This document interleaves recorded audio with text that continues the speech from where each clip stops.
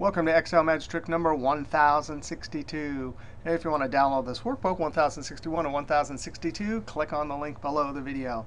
Hey, we want to talk about year-over-year calculations. We want to be able to add for 2011, 2012, 2013. But look at this. Our dates over here are serial numbers, and we're given years.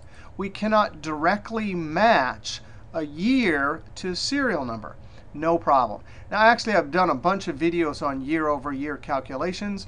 And in these videos, there's some unusual circumstances. But in the one where we look at transactional data like this and the criteria mismatch with serial number dates, I used the sum product and year function. Now, in my latest book, Control-Shift-Enter, I have the SUMIF formula in here, but I don't have a video at YouTube that shows this great, very common year-over-year calculation using SUMIFS. All right, here's how it's going to work. SUMIFS. Hey, we need a sum range, so we're going to add all the sales. That's our goal. Control-Shift down arrow to send the cursor all the way down, and F4 to lock it, because we're copying it to the side.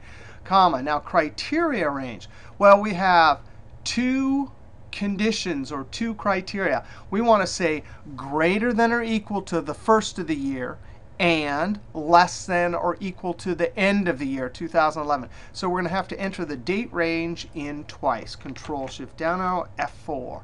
Now, that's criteria range 1. Now, let's do criteria 1. Now, it's the first of the year, so watch this. In double quotes, we say greater than or equal to 1/1/.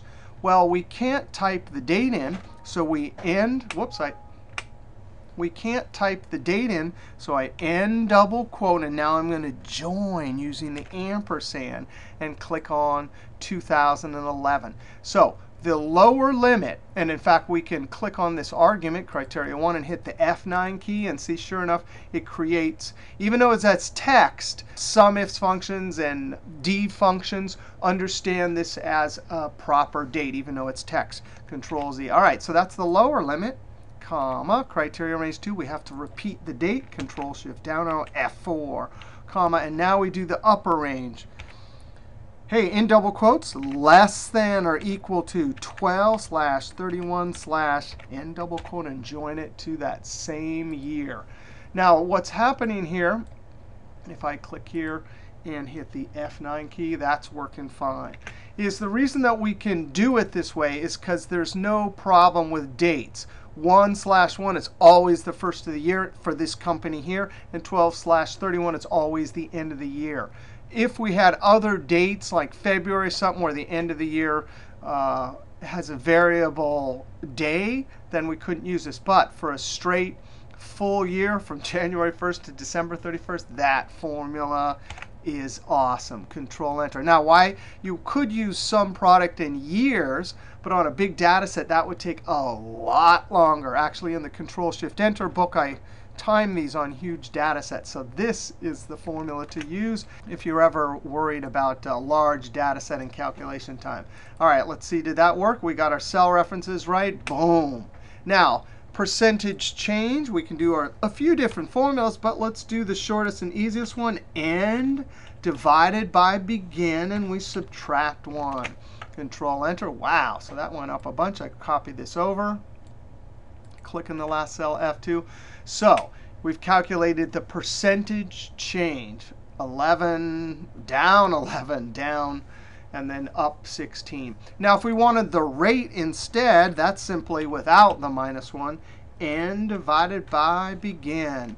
Control-Enter. That's just 1 plus the percentage change. But certainly, that is a quick and easy way to do it. Notice 88 is the rate. Now, that's it for this video with year-over-year calculations. Now, I've grouped some different calculations over here. Let's just go crazy, have a little fun with all sorts of different calculations. The amount of the change, well, that one's easy enough. We simply take the end minus the beginning, right? That gives us the amount of change up or down, positive or negative. If we wanted begin, actually, I'm just going to come up here, the begin.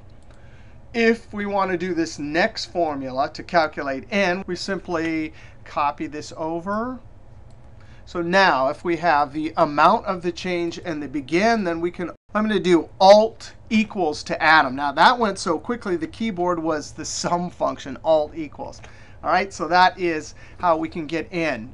What about if you had the begin and the rate? And in fact, this is great. This shows you what the rate actually means. If you have the begin amount, we started there. What do you need to multiply to get the end amount? Well, of course, 1 plus the percentage change up or down. So we can copy that formula over. And so for anyone, you can see that's the beginning amount. We multiplied it by the rate, which is 1 plus the percentage change. Here, because the number is less than 1, of course, we're going down. We started at 3974, and we were down to 3922.